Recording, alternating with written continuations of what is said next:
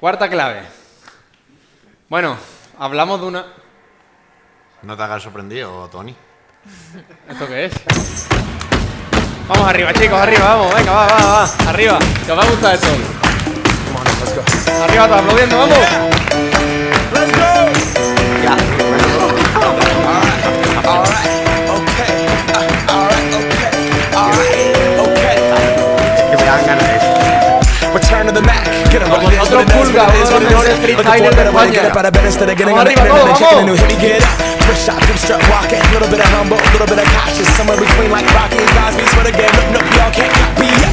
Bad moonwalking, and this here is our party. My posse's been on Broadway, and we did it all way. Grown music, I shed my skin and put my bones into everything I record to it. And yeah, I'm on like that stage light, going shine on down.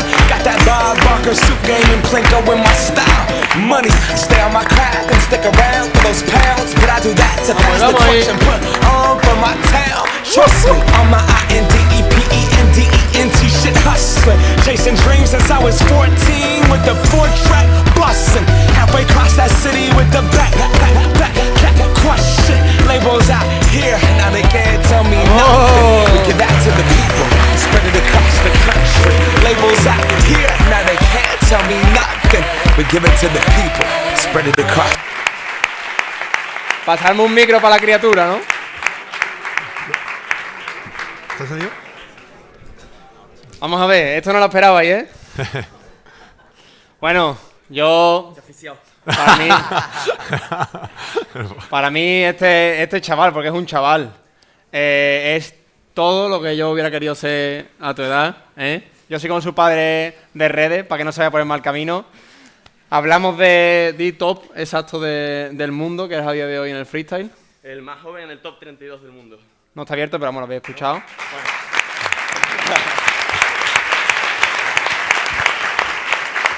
Yo, personalmente, no porque lo diga por nada, pero personalmente creo que su contenido, o sea, hablamos de un chico que no es ni mayor de edad. 17 años. Y que hace un contenido además tremendo, Pulga FS, ¿no? Ahí. Hace un contenido súper divertido sobre el freestyle fútbol. También, por si queréis meterle, engancharlo en algún evento, que la verdad que está el tío por todos lados, loco. Y yo, la verdad que me llena de orgullo verlo aquí y verlo crecer día a día. Así que yo tengo una preguntita para ti, Pulguita. Dígamelo. Vamos a ver, ¿tú cómo haces esto, tío? Pues la verdad que entre otras cosas, entrenando mucho la fuerza. La fuerza. ¿En serio? Pues de eso vamos a hablar. De la fuerza, ¿no? Vamos a hablar del entrenamiento de fuerza. Bueno, Pulga se vaya haciendo sus cosas raras. Adiós. Márcate algo así. Mira. Su mejor truco, ¿eh? A ver si sale. Sale, venga, dale. Toma ya. Madre mía. Qué loco. Bueno, yo lo he visto muchas veces y me quedo flipado. La verdad que una acrobacia, un todo. Y además un chaval con un futuro que yo siempre se lo digo, que para mí va a ser 100% uno de los mejores creadores de contenido de España, por su energía, por su calidad única. Aunque se tiene que pintar pelo de blanco, como aquí mi querido Antonio Reina, que se tiene que volver a poner otra vez, porque le queda muy bien. Hablamos de fuerza, ¿no? Hablamos del entrenamiento de fuerza. Y yo, la pregunta que tengo es bastante sencilla, ¿no? Es para vosotros, ¿no? Espectadores y familia y todo lo que hay aquí. ¿Cuántas veces a la semana entrenáis fuerza? Perdón, ya lo he hecho mal. Es que Esa pregunta puede ser la peor ahora mismo. ¿Quién de aquí, que levante la mano, entrena fuerza menos de 2 días por semana? Esos aritos, vamos a la Conchi. Venga, levanta la mano, orgulloso, hombre. Yo la voy a casi levantar porque este mes y medio no he podido entrenar nada. ¿Vale? ¿Lo tienes localizado, Conchi? Más o menos. Bueno, seguimos. Bueno, pues efectivamente, creo que la fuerza es una capacidad que sobre todo aquí Antonio sabe de sobra la importancia que tiene dentro del running, porque a mí el perfil de Antonio, también el perfil de Merchan, aunque Merchan es el soldado americano, el Capitán América, y no se lesiona nunca. Entonces no lo pongo tanto de ejemplo. No, ahora sí. Antes. Pero sobre todo Antonio, creo que es un ejemplo muy guay. Nosotros hicimos un podcast, hemos charlado muchas veces, Y tú me habías comentado muchas veces que, claro, tus entrenadores y antiguamente pensabas que en tu prime, como se dice ahora, ¿cuándo fue? ¿En qué año? 2002, ¿no? Se podría decir. 2002.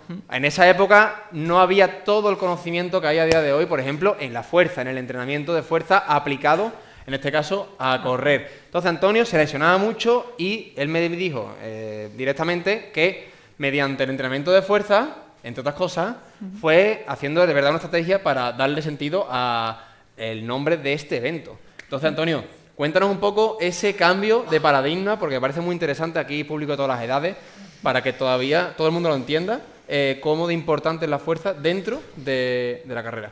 Vale, pues a ver, para mí, como tú bien estás diciendo, al principio de mis inicios nosotros trabajábamos la fuerza, pero no con los conocimientos que tenemos ahora. Y ahora tenemos la facilidad, igual que estaba comentando antes Mary, el tema de las redes o Cristina, que al final las redes te pueden crear una falsa expectativa, también te puede ayudar. Si la utilizas correctamente te puede ayudar, porque hay muchísima información y eso te ayuda a seguir mejorando, a evitar lesiones, a si la tienes, recuperarte lo antes posible, a mejorar. Tiene una cantidad de mejoras que bueno, que aparte de que es recomendable el 100% para cualquier tipo de deporte, pero para el running... Vale, ponme tu caso específico, cuéntales brevemente cómo tú entrenabas la fuerza o si no se entrenaba prácticamente, porque la figura del corredor muchas veces no se le atribuye a la fuerza.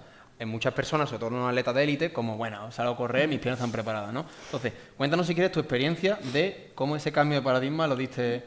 Vale, nosotros, mira, tenía también mi prueba del 800, aparte también me dedicaba para el 400, sí. Por esa cualidad pues, necesitaba entrenar la fuerza.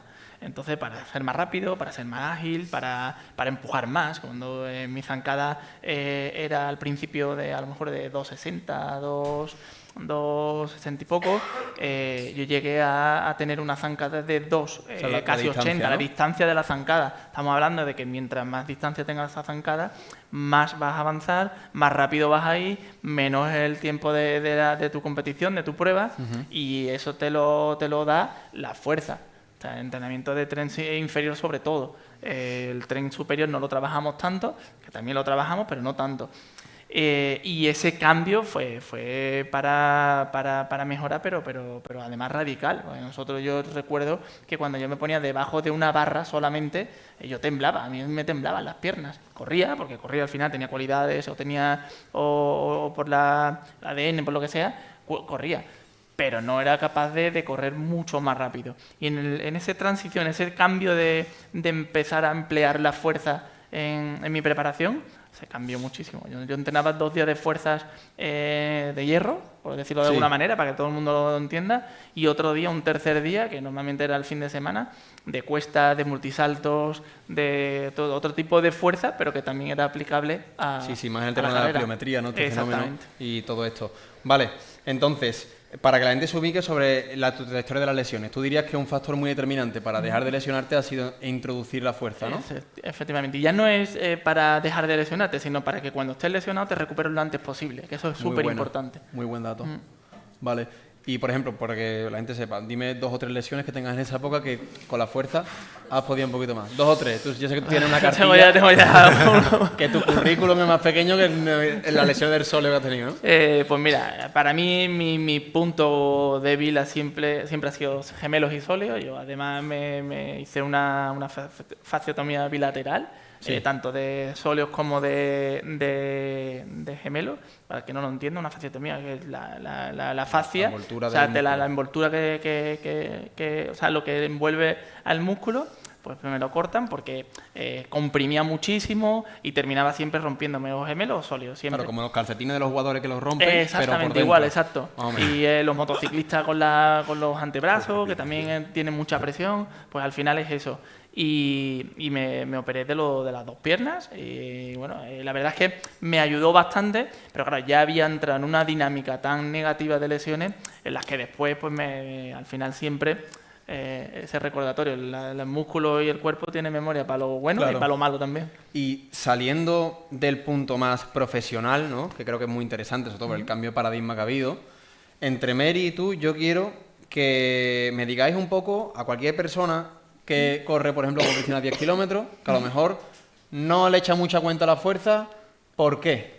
A nivel de rendimiento y a nivel de prevención, debe de implantarla y en una pauta que diría que la recomendación es gradualmente, por lo menos 2 días a la semana le dediquen, ¿no? Pero sobre todo el por qué es importante.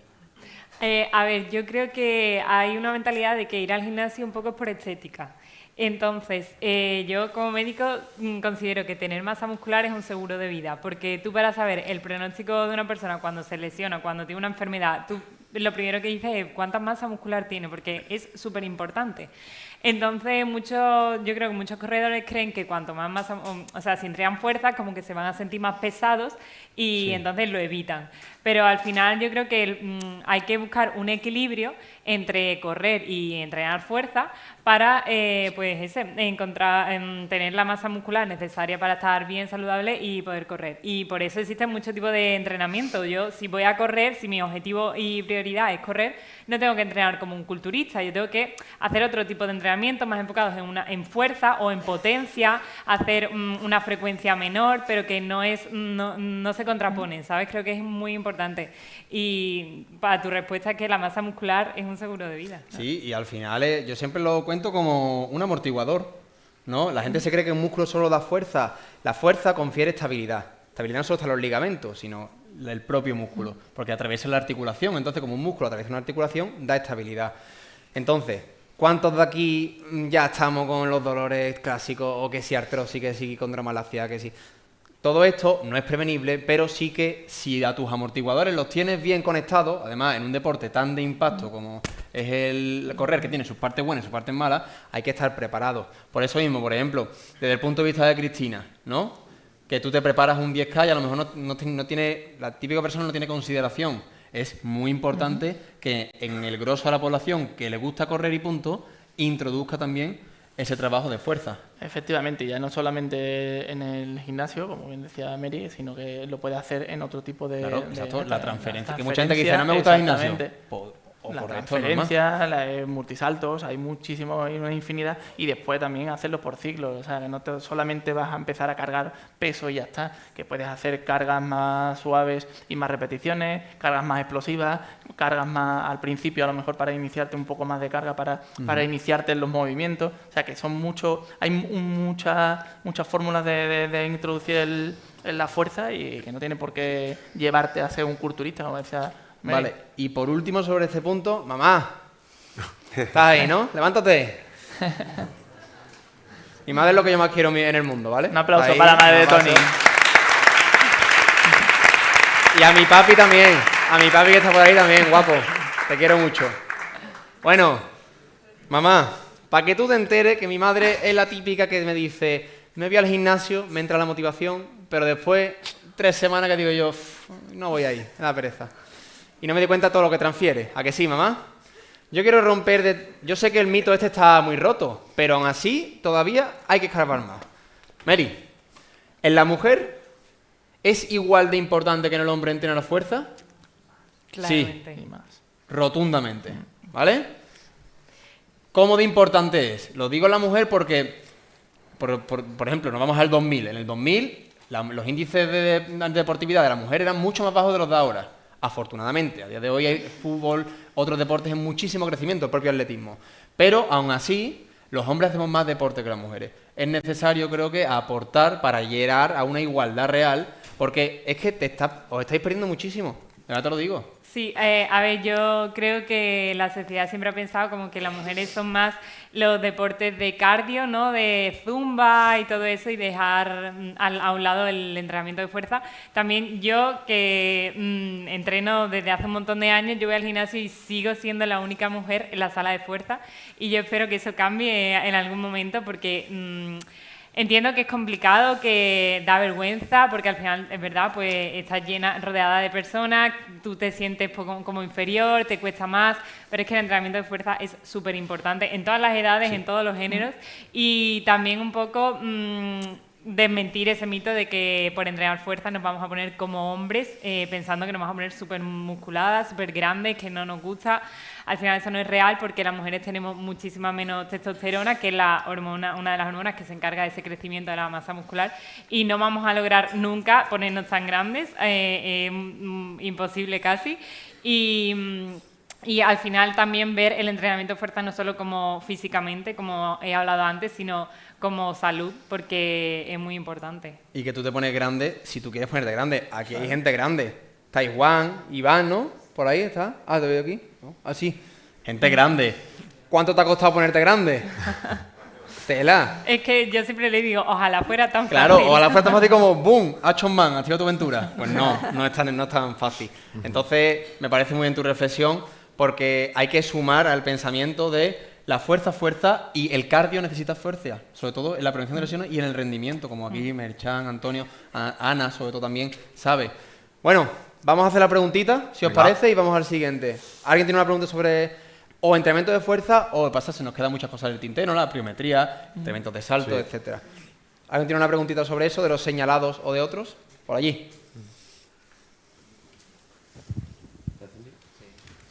A ver, yo pongo mi caso, que, por ejemplo, ahora me estoy preparando un triatlón. Son digamos, tres deportes e intento entrenar 2 días cada deporte. Intentar dar un día de descanso por lo menos para recuperar el cuerpo. ¿Cómo intentaríais vosotros meter ahí el entrenamiento de fuerza? También, por complementar, creo que es el super sprint, ¿verdad? Sí, el super sprint. Diferencias quizá, al ser Mati, al ser más explosivo... ¿Respondo yo? Sí, tú por supuesto, solo que como sé que es el super sprint, me parece interesante. Vamos a ver, el problema del triatlón es complejo y a la vez es muy bueno, ¿no? Al final, yo siempre digo la importancia, y ya también añado esto al tema del running, los entrenamientos cruzados son muy buenos. No solamente el trabajo de fuerza, el trabajo también de meter natación, meter ciclismo. Entonces, en el caso del triatleta, en la planificación de un triatleta, el entrenamiento de fuerza, igual 2 días, ya no sabes dónde meterlo, porque no hay días en la semana. Entonces se hace mucho trabajo de fuerza específico. Por ejemplo, la fuerza se trabaja mucho en bici, ¿vale? Se trabaja la fuerza en bici pues metiendo una cadencia baja con un desarrollo muy duro para trabajar la fuerza específica. Y luego en la natación igual, se trabaja la fuerza con palas. En el triatlón la fuerza se hace muy específica al movimiento que se realiza. Lo que sí, si puedes y tienes tiempo de meter un día, como dice Antonio, de hierro, bueno, pues enfocarlo lo mejor a las debilidades que tengan, el superior e inferior, ¿vale? Sí, pero pregunta muy interesante, porque sí que es verdad que en el atleta que frecuentemente, ya no solo sino por ejemplo, él se está preparando, ¿cuántos días tú de carga metes semanalmente de entreno? De carga 1, es que tampoco lo que hago es lo que él dice. Vale. Prefiero meter, natación, entreno en el tren superior, claro. Le meto pala, entonces pienso que ahí estoy entrenando fuerza. Tu pregunta la va a tener muchas personas, porque además, si tú corres con bastante frecuencia, puede que digas tú, ¿cuánto descanso para el entrenamiento de fuerza? ¿Dónde claro. Lo meto? ¿Cómo llego hasta ese punto de RIR 2, es decir, un punto cercano al fallo? No porque va a ser demasiado tralla para el sistema nervioso.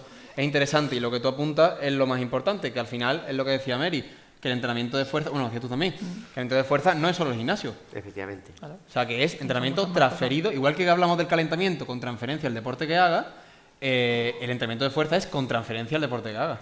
Yo siempre digo, al final, el equilibrio. Tengo un amigo mío que es entrenador, que lo quiero mucho, ¿vale? Y él dice que todos los entrenadores están equivocados, que el que tiene la razón es él. Y él, su entrenamiento, lo enfoca en entrenador de natación, ¿no? Y lo enfoca únicamente a hacer series de 50 o 100 al ritmo de competición. Y su entrenamiento son solamente series de 50. Palizón. ¿Vale? Y no calienta, sino directamente ya series de 50. Y lo que va en el periodo de temporada se va acercando a la competición, lo que va disminuyendo es el tiempo de recuperación al mismo tiempo de la competición. También sé que hay algún entrenador por ahí que también lo realiza en atletismo. Yo siempre digo, equilibrio. Al final es una buena forma de entrenar, pero en momentos puntuales, en sesiones puntuales. De hecho, es nuestro vecino de calle. O sea, el grupo que entrena este hombre nosotros entramos en la 2 y ellos entran en la 3. Claro, tú imagínate, yo voy nadando a 2 minutos los 100 y me pasa un tiburón a sprint. O sea, que es que yo lo noto que me resta cuando me cruzo. La ola, ¿no? O sea, además estamos haciendo nosotros el calentamiento y él empieza a pitar el silbato, empieza la gente a saltar de cabeza y van ya de estático a sprint. Vamos, yo lo corroboro que lo veo todo. Tiene su lógica y pero al final tienes que complementarlo con más cosas, ¿no? Igual que el triatlón, pues al final tienes que complementarlo también con fuerza, pero tienes que saber encajarlo, ¿no? Y en este sentido, bueno, pues al final es un entrenamiento muy específico, a lo mejor para nadadores de velocidad. Sí. Pero bueno, al final es como todo, cada maestrillo tiene su librillo. Claro que al final, y hilando con el próximo punto que vamos a ver ahora, hablamos de que hay que saber pautar bien el descanso.